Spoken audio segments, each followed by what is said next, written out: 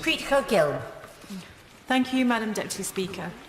It is nothing short of a national disgrace that in 2018, in the United Kingdom, one of the richest countries in the world, there are people left with no other alternative but to sleep on the streets.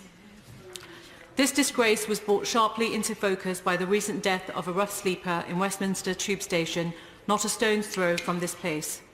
In my own city of Birmingham, we were ranked 14th in England last year for people sleeping rough, an increase from the previous year.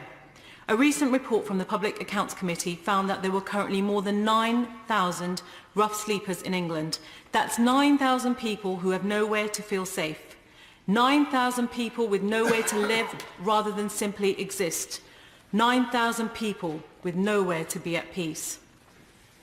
Whilst rough sleepers are the public face of homelessness, the problem permeates far deeper into our society. The total number of people who are classed as homelessness under the law, which includes single people in hostels and those in temporary accommodation, is truly shocking, with some 78,000 families in England, including 120,000 children, currently living in temporary accommodation, a rise of roughly 29,000 since 2011. Shelter has calculated that this equates to roughly 307,000 people recorded as homeless across Britain.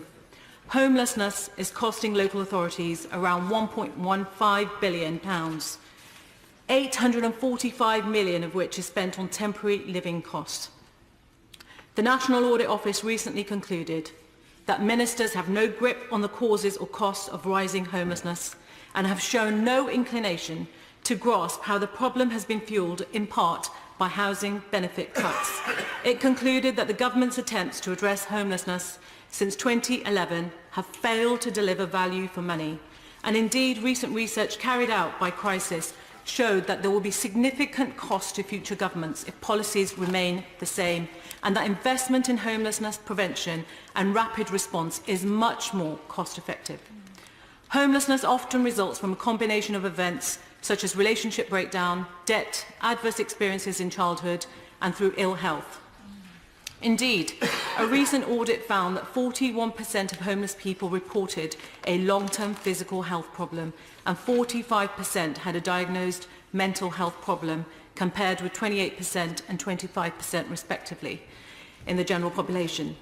Issues such as depression, alcohol or drug abuse, post-traumatic stress disorder, schizophrenia and bipolar disorder often both contribute and are exhibited by homelessness.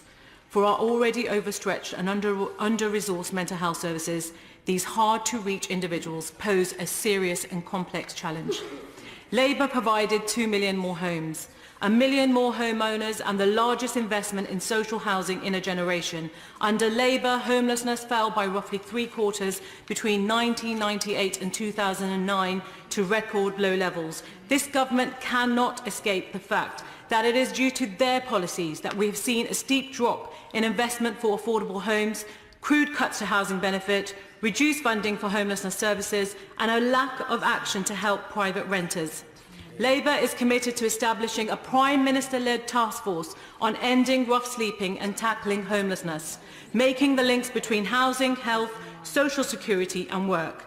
That this work will be led by the Prime Minister demonstrates the importance to Labour of ending the tragedy and national shame of homelessness in this country, and I hope the government will treat this issue with the seriousness and tenacity which it deserves. Thank you, Madam Deputy Speaker.